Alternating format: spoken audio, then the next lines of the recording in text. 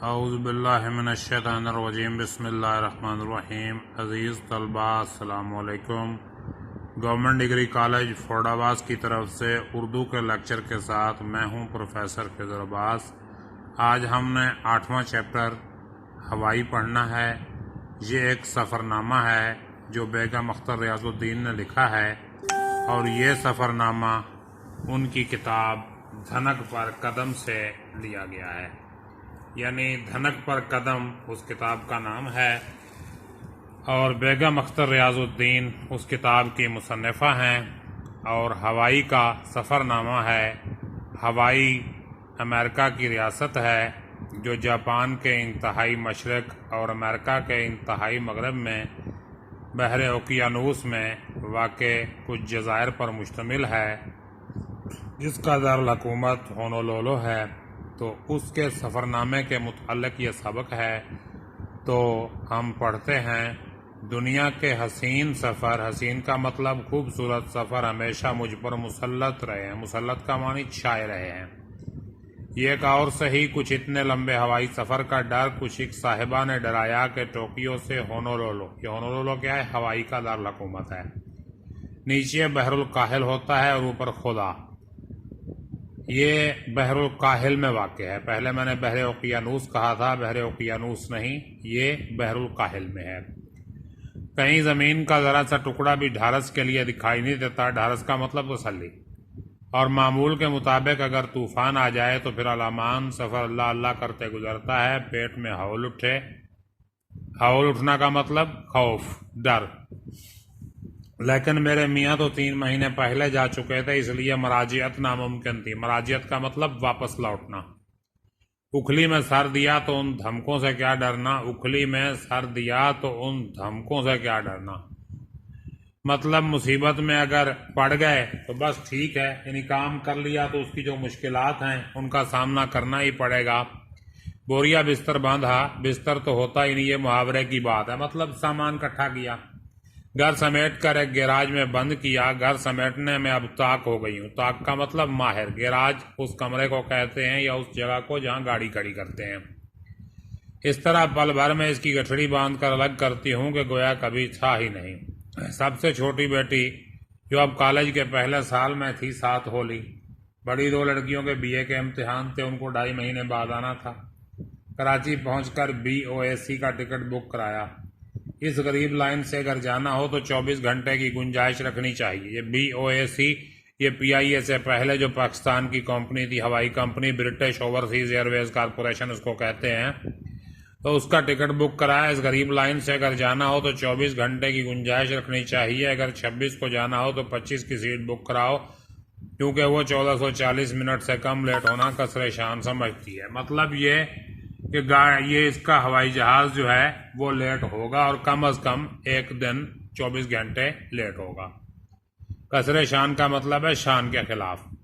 لیکن میں پھر بھی ہمیشہ اسی ہوائی کمپنی کو چنتی ہوں، کیونکہ اس کی نشست آرام دہ ہوتی ہے۔ نشست کا مطلب سیٹ، بیٹھنے کی جگہ، اور عملہ تمیزدار۔ عملہ جو اس کا ہوتا ہے وہ تمیز والا ہوتا ہے۔ تو خیر، ہم نے پہلی ٹھیکی کلکتہ میں لگائی۔ ٹھیکی کا مطلب تھوڑا ریسٹ کرنا، آرام کرنا۔ تو ہم نے پہلی ٹھیکی کلکتہ میں لگائی۔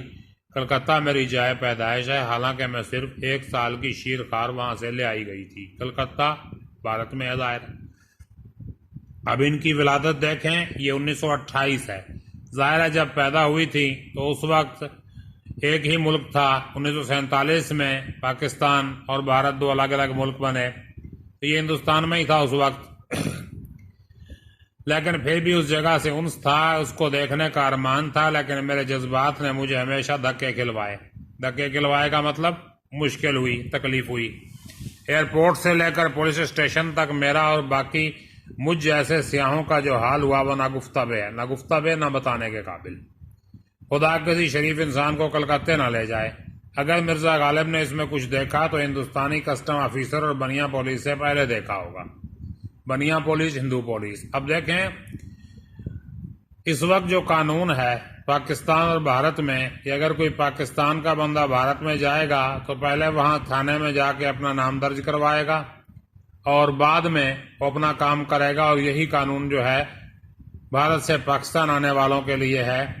تو ظاہر ہے مشکل پیش آتی ہے اس صورتحال میں کہ آپ جا رہے ہوں، سفر کی تھکاوٹ ہو اور پہلے آپ کو تھانے میں حاضری دینی پڑے، اور تھانے میں حاضری بھی ظاہر ہے ایسے تو نہیں دی جاتی۔ اگر مرزا غالب نے خدا کسی شریف انسان کو کلکتے نہ لے جائے، اگر مرزا غالب نے اس میں کچھ دیکھا تو ہندوستانی کسٹم آفیسر اور بنیا پولیس سے پہلے دیکھا ہوگا۔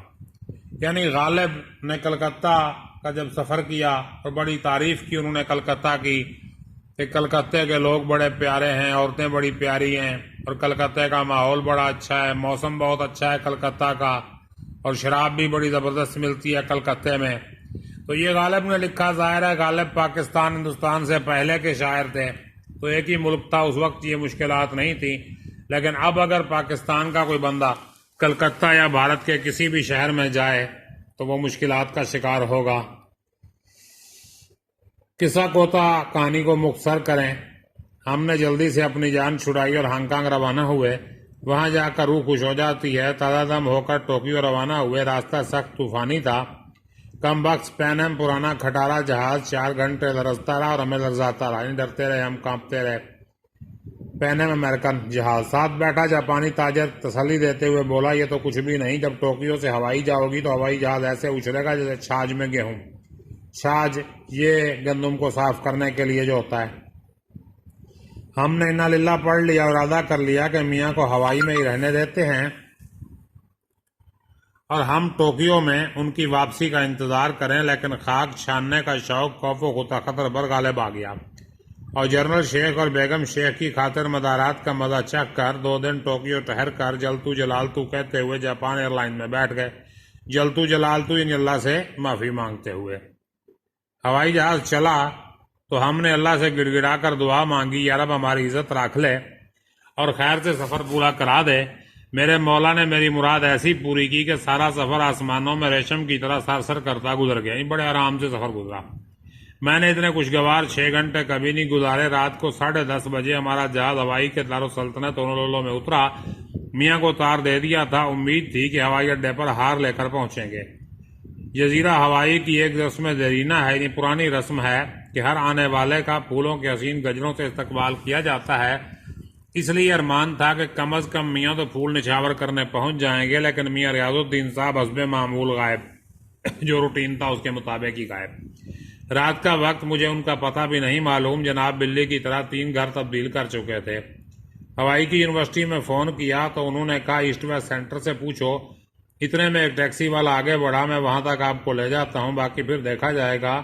ہائی رائز ہاسٹل تک پہنچے تو اونچی اونچی عمارات، بتیاں جل رہی ہیں، طلبہ پڑھ رہے ہیں، لیکن ہمارے میاں ندارت کا مطلب نہیں ہے۔ اس اور پریشانی دونوں مل گئے۔ یہ اچھا استقبال ہو رہا ہے، رات کے 12 بجے، 3 مہینے بعد بیوی آئی ہے، وغیرہ وغیرہ۔ اتنے میں ایک کار لڑکیوں سے لدی پھندی چیختی چلاتی آن کر رکی۔ انجان شکلوں نے میرے گلے میں ہار ڈالے۔ پیچھے ایک اور کار، اس میں گٹار پر کچھ نوجوان ہوائی کے گیت گاتے ہوئے اترے اور ان نوجوانوں میں چھپے ہوئے میاں ریاض الدین مسکراتے ہوئے چلے آ رہے ہیں۔ اس سے پہلے کہ میں حسب معمول برستی، ان کی سہیلیوں نے سمجھایا کہ تار پڑنے میں غلط فہمی ہو گئی۔ ہوائی کا وقت جاپان کے وقت سے 24 گھنٹے پیچھے ہے، اس لیے اکثر تاریخوں میں گڑبڑ ہو جاتی ہے۔ ہم نے جل کر کہا اصل گڑبڑ تو ہماری شادی کی تاریخ سے شروع ہوئی تھی۔ بہرحال خدا کا شکر ادا کیا، ٹیکسی والے کا شکریہ ادا کیا، پھر گھر روانہ ہوئے۔ مجھے گھر دیکھنے کا شوق، لیکن ریاض صاحب ٹالتے جائیں کہ تم صبح آرام سے دیکھنا، ابھی کمروں میں بتی مت جلاؤ۔ اور اس کی وجہ سمجھ میں آئی جب گھر کے ہر کونے میں منو کوڑا اور گرد و غبار دیکھا، ہر دراز سے میلے موزے اور رومال، ہر جیب سے تھیٹر، سنیما، فلور شو کی پرچیاں اور ریزگاری۔ پینٹری میں 5 دن سے برتن بغیر دھلے پڑے تھے۔ میاں بجائے برتن دھونے کے نئے برتن نکال کر استعمال کرتے جاتے۔ اس طرح درجنوں موزے، رومال، بنیان خرید ڈالے تاکہ پرانے دھونے نہ پڑیں۔ بہرحال رات کو 2 بجے تک ادھم مچتا رہا۔ ادھم کا مطلب شور شرابہ۔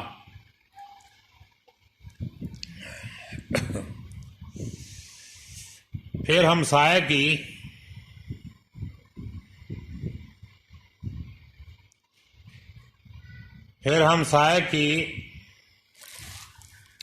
گرجدار آواز،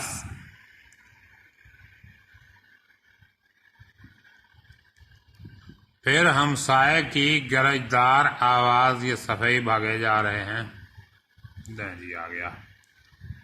پھر ہمسایہ کی گرجدار آواز آئی خاموش. ہم عموماً ہمسایہ کی بات نہیں سنتے، لیکن یہ ہمسایہ ہوائی کا مشہور پہلوان اور ہیوی ویٹ چیمپئن تھا، اور نام بھی تھا ہارڈ بوائلڈ ہیگرٹی. اس لیے اس کی ایک ہی تنبیہ کافی تھی. تنبیہ کا مطلب دھمکی، وارننگ. 2 منٹ کے اندر سب لڑکے لڑکیاں غائب. خیر ہم تھکے آ رہے سو گئے. واللہ عالم کب اٹھے. میاں دفتر جا چکے تھے. ناشتہ خود بنایا. زندگی میں پہلی دفعہ خود کھانا پکانا تھا، اس لیے کام کا پتہ ہی نہ چلا. اب آٹے دال کا بھاؤ معلوم ہوا، نہیں پتہ چلا کہ کیسے کام ہوتا ہے. میری بیٹی ناز اور میں نے کمر کس کر سارا دن گھر کی صفائی کی، اور لنچ قریبی ہوٹل میں جا کر کھایا. رات کو بھی کچھ نہ پکایا. جالے، چونٹیاں اور گرد ہٹا ہٹا کر کمر دکھ رہی تھی. یہ جو میاں کی 7 پشتوں پر احسان کیا تھا.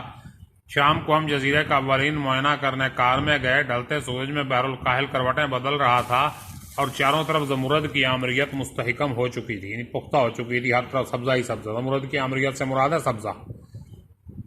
تحت نظر سبزہ ہی سبزہ. یوں احساس ہوا کہ جزیرے واہو میں کونا مشق کائنات نئے سرے سے شباب پر آئی ہے. اس کے ننھے منھے رقبے میں فطرت کا ہر رنگ پایا جاتا ہے. سمندر یہاں عمیق تر ہوتا چلا گیا ہے. یہ جنوبی یورپ کے آبی کناروں سے زیادہ نیلا اور چمکیلا ہے. دوپہر کے وقت اس نیلم کی بھڑک آنکھیں خیرہ کر دیتی ہے. میں نے وجدانی حسن میں اس طرح ڈوبے ہوئے ساحل بہت کم دیکھے ہیں. یہاں کے کوساروں نے اس جزیرے کے گول چہرے کو ایک نیا زاویہ بخشا ہے. یہ کہیں سنگلاخ ہیں اور کہیں اتنے سبز کہ ازلی برساتوں کا رین بسیرا معلوم ہوتے ہیں. اگلے دن ہم سب نے ہنوما بے پر پکنک منائی. یہ جگہ مجھے ایسی بھائی کہ دوڑی چھوٹی ادھر ہی کرتی تھی. یہاں پانی سب سے مہذب اور شفاف تھا. یہ ساحل آبی مخلوق کے لیے مشہور تھا، اور ہوائی کی یونیورسٹی دنیا بھر میں علوم سمندر میں سبقت لے گئی ہے. لو جی عزیز طلباء، یہ تقریباً آدھے سبق کی ریڈنگ ہم نے کر لی ہے. باقی انشاءاللہ کل کریں گے. تب تک کے لیے اجازت دیجیے. اپنا خیال رکھیے گا. اللہ حافظ.